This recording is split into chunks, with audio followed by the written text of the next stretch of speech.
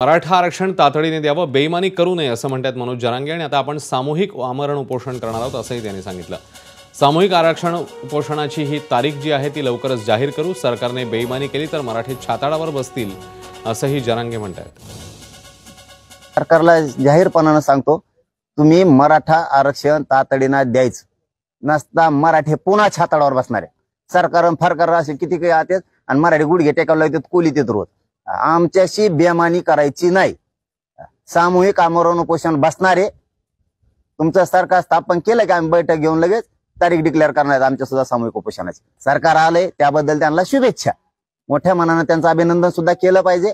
आणि ते संस्कार आमच्या मराठ्यावर आहेत, त्यांचं मनापासून अभिनंदन। पण मराठा आरक्षणात खोडा घालायचा नाही अजिबात। नसता मराठी तुम्हाला ताळ्यावर आणल्याशिवाय सोडणार नाही, गुडघ्यावरच टेकविणार तुम्हाला।